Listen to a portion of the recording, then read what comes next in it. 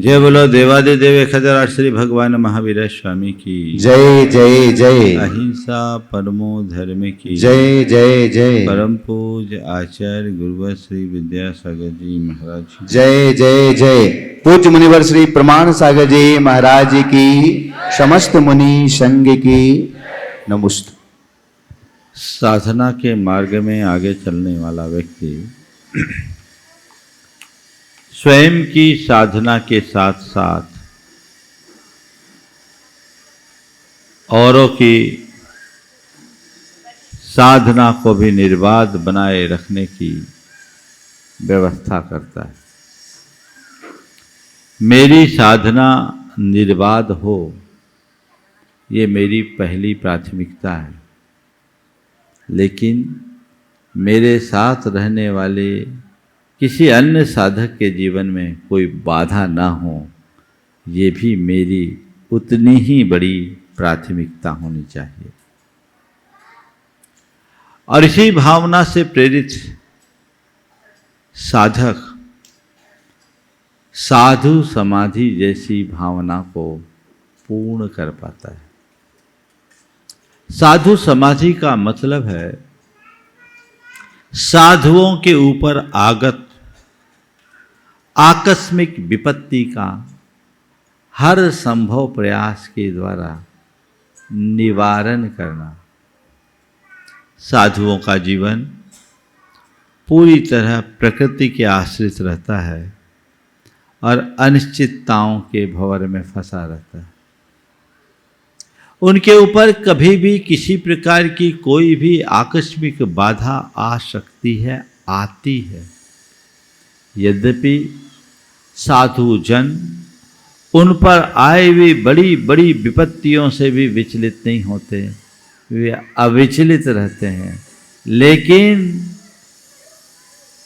भक्तों का हृदय उनकी छोटी सी विपत्ति में भी विचलित हो जाता है।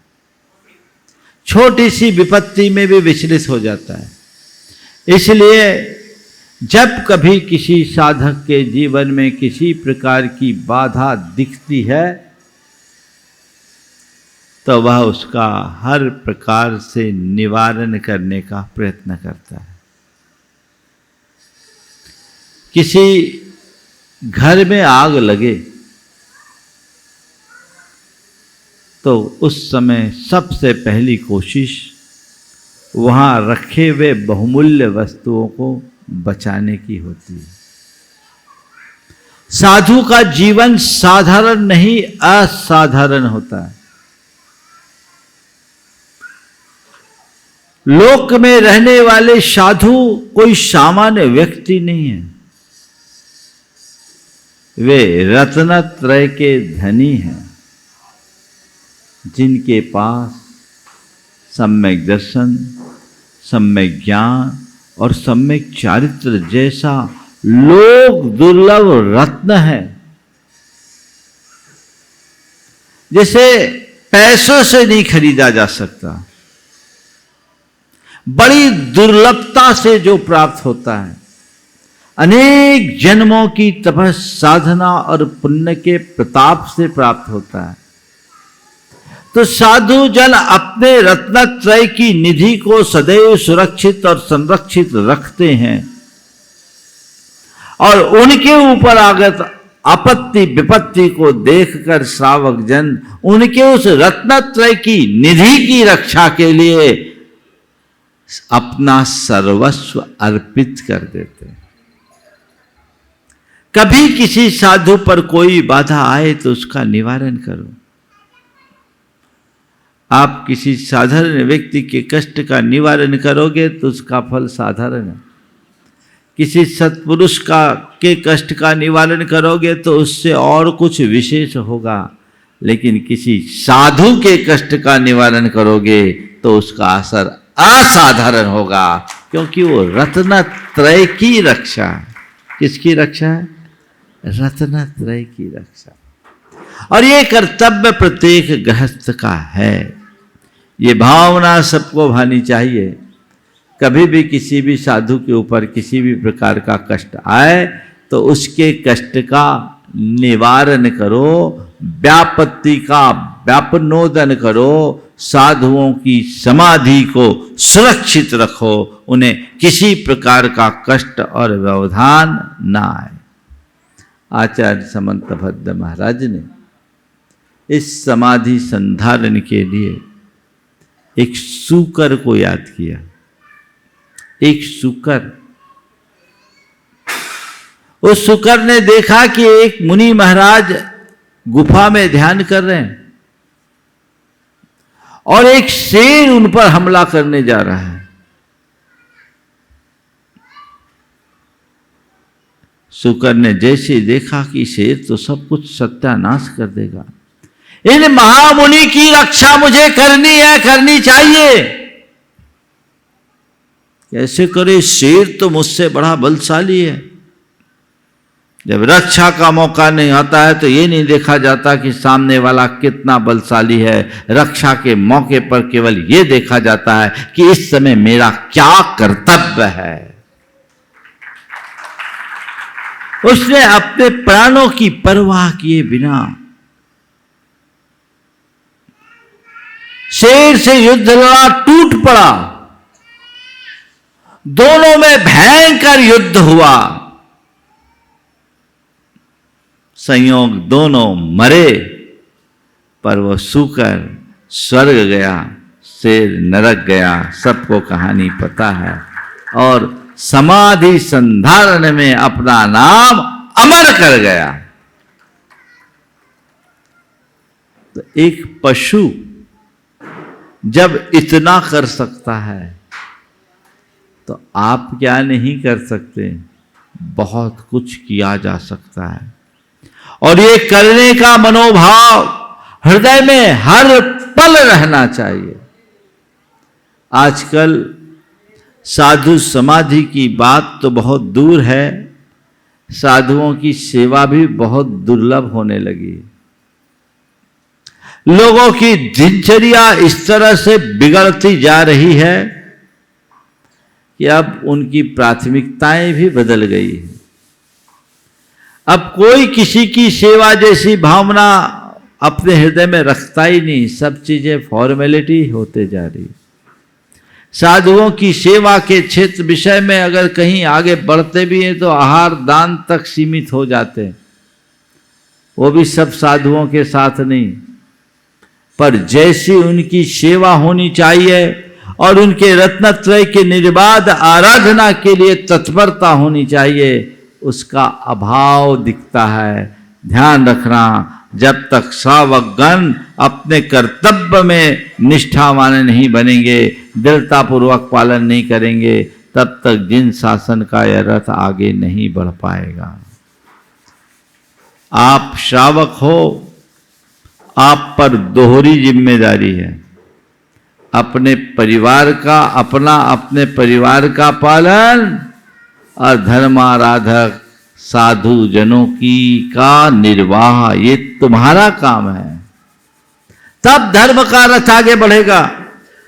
और उस दिशा में आगे बढ़ना चाहिए तो साधु की समाधि कराओ, यानी उनके रत्नत्रय का दान करो, रत्नत्रय की रक्षा करो। तुम रत्नत्रय का पालन कर लेते हो तो बहुत अच्छी बात है, नहीं कर पाते तो रत्नत्रय को धारण करने वालों की रक्षा करो, उनकी आपत्ति विपत्ति का निवारण करो। ये भी तुम्हारे कल्याण का एक बड़ा कारण है।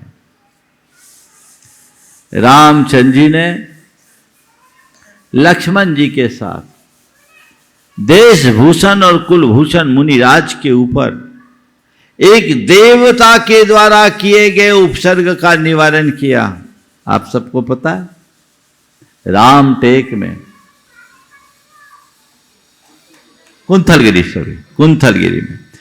कुंथलगिरी में देशभूषण और कुलभूषण मुनिराज ध्यान कर रहे थे। पूर्व भाव का बैरी एक देव उन पर उपसर्ग कर रहा था। रामचंद्र जी, लक्ष्मण जी का हृदय द्रवीभूत हो उठा, वो विचलित हो उठे और उन्होंने ये देखकर कि सामने वाला देवता है, मैं मनुष्य हूं, क्या कर सकता है?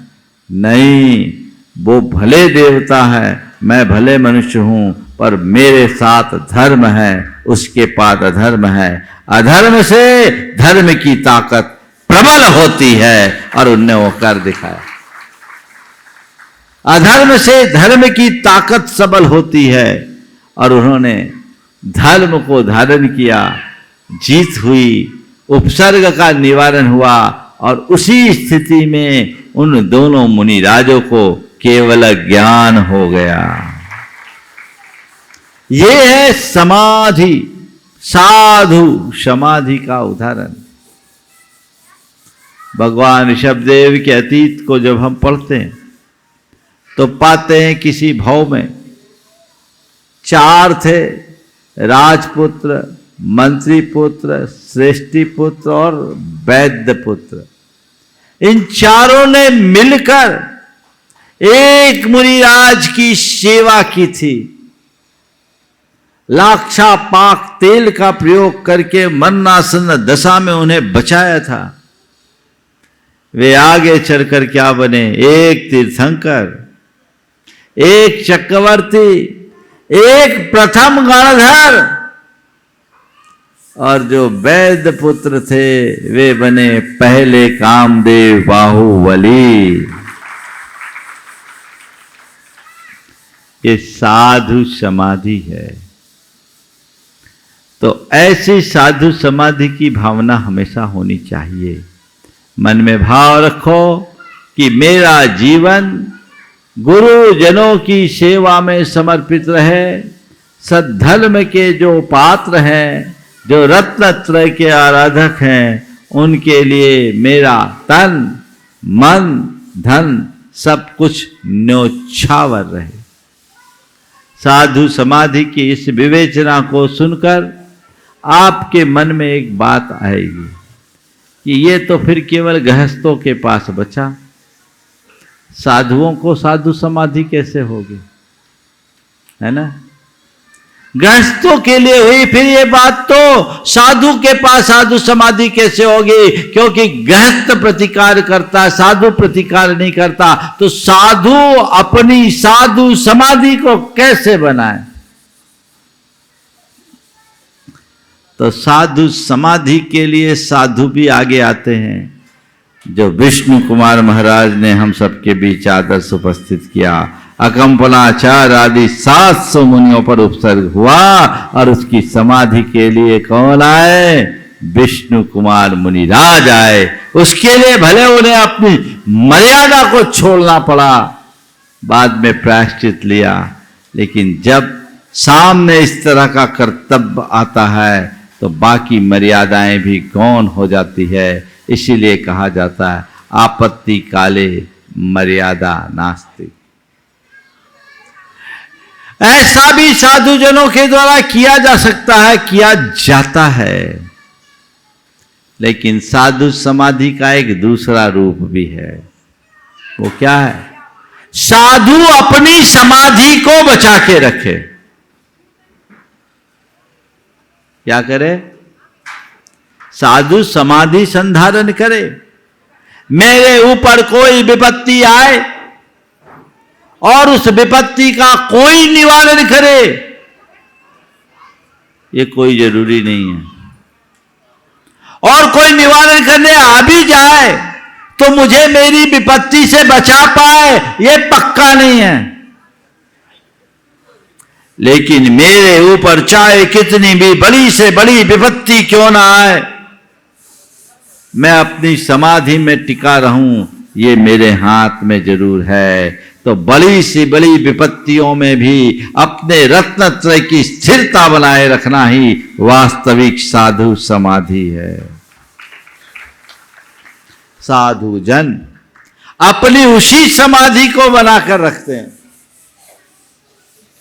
अब आप लोग कैसे करोगे? न तो तुम्हारे पास रत्नत्रय है जो उसको टिकाओ, और दूसरे रत्नत्रयधारी साधुओं की समाधि कराओ, तो पहले विपत्ति की बाट जो हो कि उन पर विपत्ति आए फिर हम निवारण करें, तो मामला तो गड़बड़ हो जाएगा ना। बोलो, साधु पर आगत विपत्ति का निवारण करना साधु समाधि है। तो अब प्रतीक्षा करो, अरे उन पर विपत्ति आए मैं निवारण करूं। तो ये सद्भावना है या दुर्भावना? क्या है?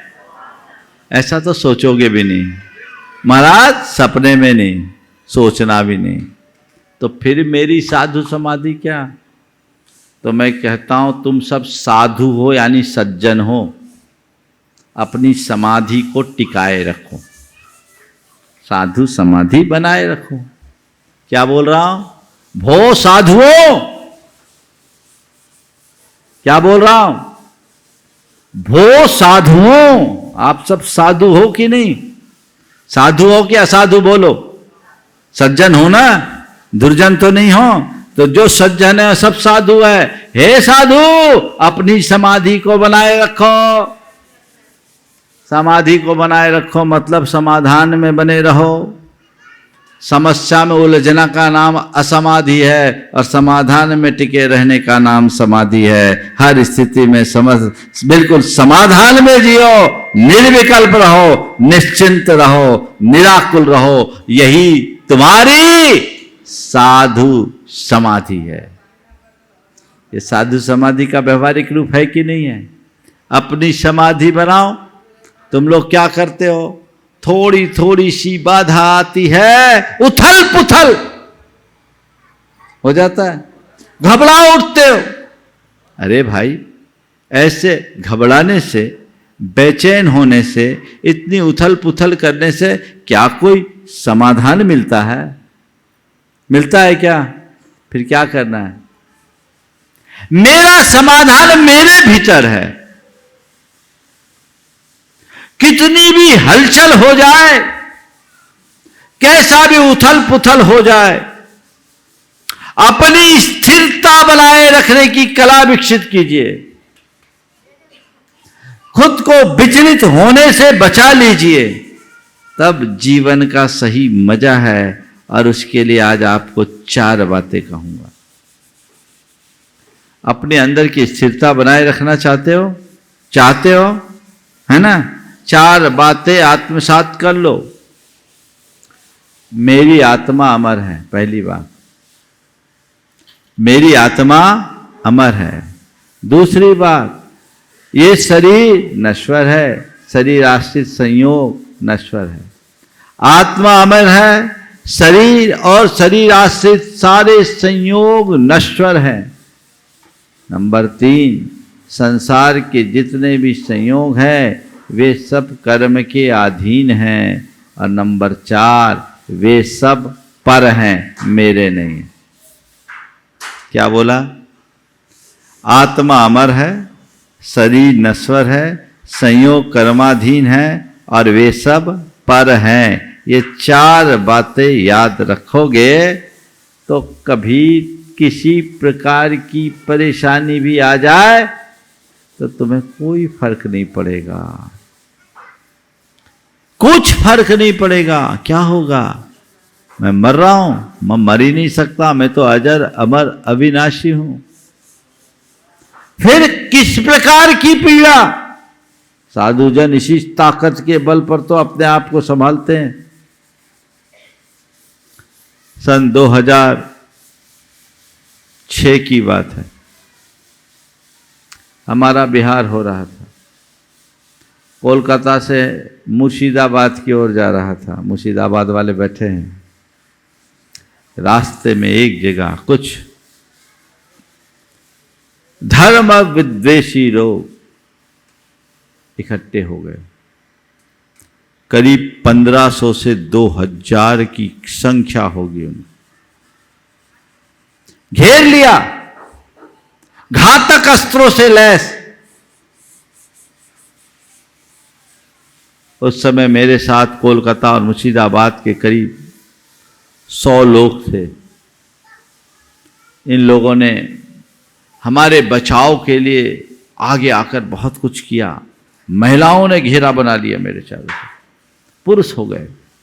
उन लोगों ने पूरी तरह घेरा, कुछ लोग बीच बचाव का रास्ता भी निकालते रहे। उनके पास घातक अस्त्र हैं, शस्त्र हैं। दिख रहा है अगर वो चाहते तो मेरी बोटियां उधेड़ देते, पर आप सबका पुण्य है, गुरुदेव की कृपा है कि आज मैं आपके सामने हूं। उस घड़ी में गृहस्थों ने, श्रावकों ने अपना कर्तव्य निभाया। वो 3 मिनट का एक ऐसा मूवमेंट था, कुछ भी हो सकता था, पर उस घड़ी में मेरे मन में न डर हुआ न क्षोभ, न भय था न क्षोभ। भय इसलिए नहीं था कि इस पल मेरे मानस में समय सार की गाथा तैर रही थी। मैं सहज जान रहा था, देख रहा था, बार बार ये गाथा मेरे मानस में उभर रही थी। छिज्जदुआ भिज्जदुआ अहो जादु विपलयम जम्मा तम्मा गच्छदो तहा बिना परिग्रहो मच्छ। ये शरीर के तिल तिल के टुकड़े भी कर देंगे ना तो मेरा कुछ बिगड़ने वाला नहीं है, क्योंकि मैं अजर अमर अविनाशी हूं। ये श्रद्धाल मेरे भीतर एक अलग ताकत दे रही थी। इसी का नाम भेद विज्ञान है। भेद विज्ञान की ताकत असाधारण होती है। मैं तो बस देख रहा था, जान रहा था, देखो क्या होता है। अगर इस शरीर का अंत इनके ही निमित्त से होना है तो हो जाएगा, एक दिन तो जाना ही है।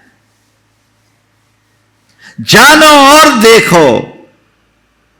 और क्षोभ भी इस बात के कारण नहीं था कि इन पर क्या क्षोभ करूं, ये तो एक संयोग है, कर्म का निमित्त है। उन्हें ये पता नहीं कि ये क्यों कर रहे हैं। काश इन्हें पता होता तो ऐसा होता ही क्यों।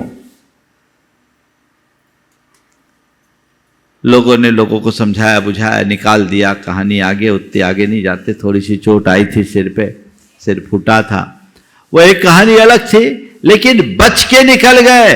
मैं आपसे बोल रहा हूं, समाधि संधारण करने की ताकत लाना है तो भेद विज्ञान को मजबूत रख करके चलो। बड़ी सी बड़ी विपत्ति, वज्राघात भी हो तो सहने की सामर्थ्य आ जाएगी। और ये नहीं है तो थोड़ी सी परेशानी में पस्त हो जाओगे। मेरे ऊपर कोई परेशानी ना आए, ये किसी के हाथ में नहीं है। क्या बोलो, तुम्हारे हाथ में है? हमारे हाथ में तो नहीं है। तुम लोगों के हाथ में है क्या? नहीं है। शायद किसी के हाथ में नहीं। भगवान ही नहीं बचे तो हम तुम किस खेत की मूली बचे क्या? पारसनाथ भगवान पर कितना उपसर्ग आया। मुझ पर कोई परेशानी ना आए, ये मेरे हाथ में नहीं है, पर कितनी भी बड़ी परेशानी आए मैं उसमें स्थिरता बनाए रखूं, ये तो मेरे हाथ में है ना।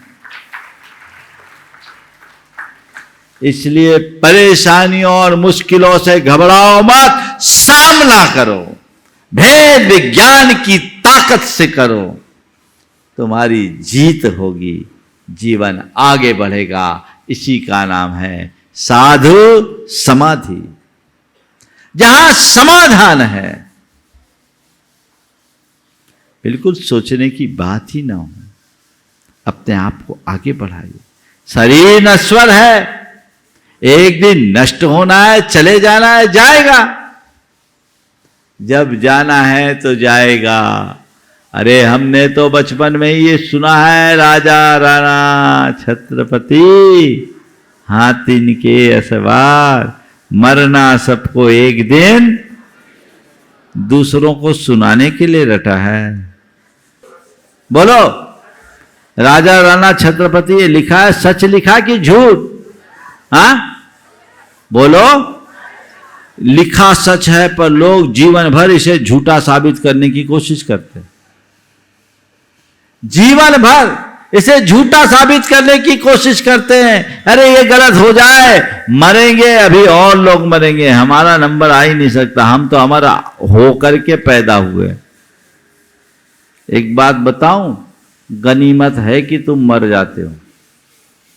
अगर अमर हो जाओ ना तो उस दिन अपने ही घर में एकदम अजनबी बन जाओगे, अजायब घर के सदस्य बन जाओगे।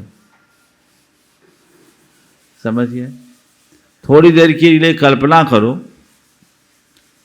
तुम्हारी उम्र 200 वर्ष हो जाए, मात्र 200 वर्ष, और घर भर के बाकी सदस्य अपने सामान आयु में रहे जाए, कल्पना करो 200 वर्षों में तुम्हारी दशा क्या होगी? 20 पीढ़ियां निकल जाएगी। उन 20 पीढ़ियों में लोग तुम्हें पहचानेंगे भी नहीं, देखेंगे अरे ये कौन है, कौन से उपग्रह का प्राणी आया होगा ना। इसलिए प्रकृति भी बहुत अच्छी व्यवस्था करती है, सबको परिवर्तित करते रहती है, और हमारा चोला रिफ्रेश होता जाता है। अगर हम मरेंगे नहीं तो ये सब परिवर्तन कैसे होगा? इसलिए मरने से क्या डरना, जिसे भेद विज्ञान है, जो शरीर आत्मा की अमरता को और शरीर की नश्वरता को अच्छे तरीके से समझता है, वो ऐसे बड़ी सी बड़ी विपत्ति का सामना कर लेता है।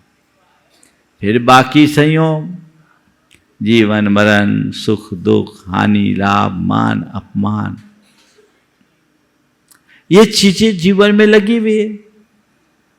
जब अपने अनुकूल होते हैं तो मन हर्षित होता है, और जब कुछ बिगड़ने लगता है तो मन बेचैन हो जाता है।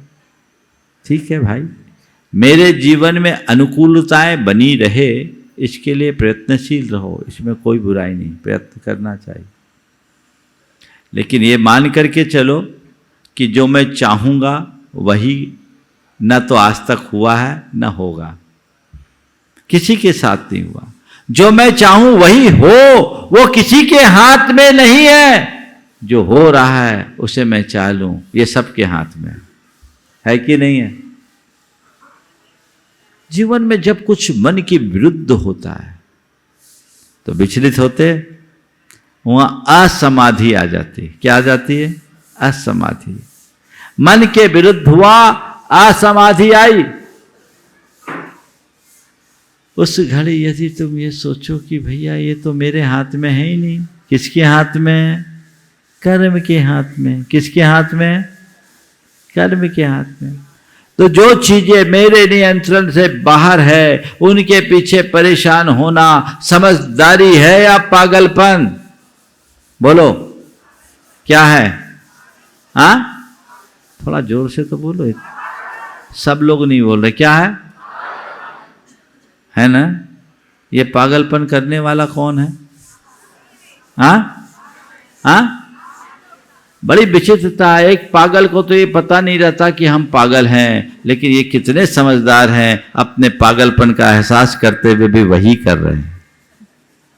तो मुझे तो लगता है यहां तो पागलों जैसा भी हाल नहीं है। क्या? अगर तुम्हें पता है कि ये मेरा पागलपन है तो तुम्हारा सुधार होना चाहिए। तुम पागल नहीं हो। ना समझी का पागलपन फिर भी समझ में आता है, पर समझदारों का पागलपन समझ से परे है। इसे सुधारो। परेशानी ही सामने आएगी, कुछ हासिल होने वाला नहीं है।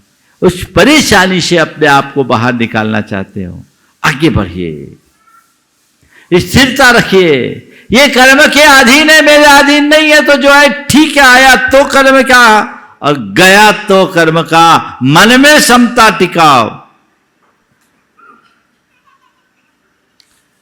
तो सुख दुख, जीवन मरण, लाभ हानि, मान अपमान, सब में स्थिरता होगी। यदि तुम्हें बैठ जाए तुम्हारे हृदय में कि ये सारे संयोग कर्माधीन है,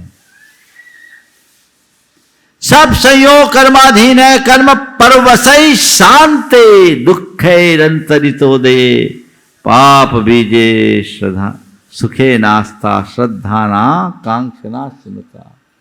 ये सब कर्म के अधीन है, शांत है, नष्ट हो जाने वाले, पाप के बीज हैं और अंत में दुख देने वाले। ऐसे सुखों में क्या आस्था रखूं? ये समझ अपने अंदर होनी चाहिए। जिस व्यक्ति के अंदर ऐसी समझ होती है, उसकी स्थिरता अपने आप बनती है। वो जीवन में बहुत आगे बढ़ सकता है। देखिए, मेरे संपर्क में एक व्यक्ति उसको एक असाध्य रोग हो गया, ऐसा रोग जिसका दुनिया में आज तक कोई इलाज नहीं है। रोग हो गया, पूरा परिवार विचलित। वो मेरे पास आया, खोल ही देता हूं, उसे HIV का संक्रमण हो गया, HIV का संक्रमण। उसने आकर के बोला महाराज मैंने आज तक कोई गलत कार्य नहीं किया, ऐसा क्यों हुआ मुझे नहीं मालूम, पर पता लगा कि वो देहाती नाई से अपनी हजामत बनाता था और पुराने स्तूरों से उसकी हजामत होती थी। स्तूरा का जो प्रयोग करते हैं ना, पुराना जो पारंपरिक था, आजकल तो सब जितने भी चीज़ें होते हैं स्टेलाइज करके यूज करते हैं। तो वो उसमें किसी प्रकार से कोई संक्रमण हो गया होगा। उस समय वो व्यक्ति मेरे पास आया, उसकी पत्नी घबराए, बच्चे घबराए, सब घबराए, पर वो व्यक्ति रंच मात्र नहीं घबराया। बोला महाराज आप इन लोगों को समझाइए और इनसे बताइए कि क्या संयोगों पर किसी का अधिकार है। इस काया का अंत एक दिन होना है तो होगा, और मेरी जब तक आयु है मुझे कोई हिला नहीं सकता, ये भी मैंने आप लोगों से सीखा है। जाना है तो जाएंगे, अब बीमारी हो गई महाराज तो हम क्या कर सकते हैं, जैसा है सो है। अब मैं तो यही सोचता हूं कि इस बहाने अब मैं संयम से रहूंगा और मेरा संयम पलेगा। महाराज आप मुझे ब्रह्मचर्य व्रत दे दो, मैं ब्रह्मचर्य व्रत लेने आया हूं। मुझे ब्रह्मचर्य व्रत दे दो, मैं ब्रह्मचर्य व्रत लेने आया हूं। और महाराज मेरी धर्मपत्नी से कहिए कि अब मुझे व्रत संयम के मार्ग में आगे बढ़ने दो। ये काया जितनी दिन के लिए है, मैं जितना बन सकूं, मुनि बनने की योग्यता तो अब मेरे अंदर नहीं बची, पर व्रती बन करके मैं अपने जीवन को जितना बढ़ा सकूं आगे बढ़ाऊं। और वो व्यक्ति बड़ा स्थिर चित्त, चेहरे पर एक शिकन नहीं। उसने कहा महाराज मेरी एक ही भावना है, जब भी मेरा अंत हो समाधि के साथ हो और मुझ में कोई व्याकुलता ना हो। कर्म के अधीन है, कर्म कब कौन सा खेल खिला दे कौन जानता है। सगर सनत कुमार चक्रवर्ती कामदेव की भांति रूपवान, और पल में कोड़ी हो गया कौन जानता है। कब कर्म कौन सा खेल खिला दे कोई नहीं जानता। जानते हो क्या तुम्हारा अगला पल कैसा होगा, जानते हो क्या। लेकिन उस व्यक्ति के हृदय में वो भेद विज्ञान था, वो श्रद्धांत था, कर्म सिद्धांत पर विश्वास था। उसके अंदर ऐसा पराक्रम प्रकट हुआ और उसने अपने आप को बचा लिया। और इस घटना को 18 वर्ष हो गए, अभी भी वो व्यक्ति सलामत है, मुंबई का निवासी है। प्रतिदिन 1 घंटे नमोकार लिखता है, भावना योग करता है। सार्वजनिक रूप से ये बात कह नहीं सकता है, और अपने आप को पूरी तरह सुरक्षित रखता है। प्रतिमा तो नहीं ले पाया, लेकिन वो पूरा रात्रि में चारों प्रकार के आहार का त्यागी है, और जितना संयम साधना कर सकता उतना कर रहा है। ये ताकत किसने दी? ये ताकत है भेद विज्ञान की, ये ताकत है सम्यक श्रद्धान की, ये ताकत है कर्म सिद्धांत के ज्ञान की, ये ताकत है निज पर की पहचान की। आप भी पा सकते हो। बाकी ये बात तो गांठ में बांध के रख लेना कि जब मौत आने की होती है ना, तो कोई बंकर में भी क्यों न छिप जाए, वहां भी नहीं बच सकता। वज्र कवच में भी चले जाए तो नहीं बच सकता। सद्दाम हुसैन का उदाहरण सबके सामने है। मौत तो केवल बहाना ढूंढेगी। इसलिए असली ताकत को पहचानो। बाहर की चीजें तुम्हें समर्थ नहीं बना सकती, तुम्हारे भीतर का श्रद्धान ही तुम्हें सामर्थ्य देगा। तो ये तुम्हारे जीवन का मूल आधार है। इसे अपनाओ और आगे बढ़ो। जीवन में जो भी छोटी मोटी बाधाएं आती है, उनसे अपने आप को बचा के रखने के लिए यही एक सूत्र है। भेद विज्ञान करो, शरीर की आत्मा का श्रद्धान करो, शरीर की नश्वरता का भान करो, कर्म सिद्धांत में विश्वास। कोई विपत्ति आए कर्मोदय, कोई बीमारी आए कर्मोदय है, कोई कितना भी बड़ा नुकसान है कर्मोदय है, कोई भी विसंगति आए कर्मोदय है। ये कर्म का खेल है। बदलता है कि नहीं बदलता विजय भाई? बदलता है ना। ये भी उसके अनुभूता है। इनने भी स्थिरता रखी, इनके जीवन में भी एक ऐसा दौर आया, लेकिन अब लगभग निकल गए। किसके बल पर? अपने धैर्य के बल पर। ये ताकत होती है। जो मनुष्य विपत्ति की घड़ियों में विचलित हो जाते हैं वे टूट जाते हैं, और जो विपत्ति में भी अपना समाधान बनाए रखते हैं वो मजबूत होते हैं। इसलिए कहते हैं साधु समाधि। अपनी समाधि बना के रखो। सब खो जाए मेरे मन की स्थिरता खंडित नहीं होनी चाहिए।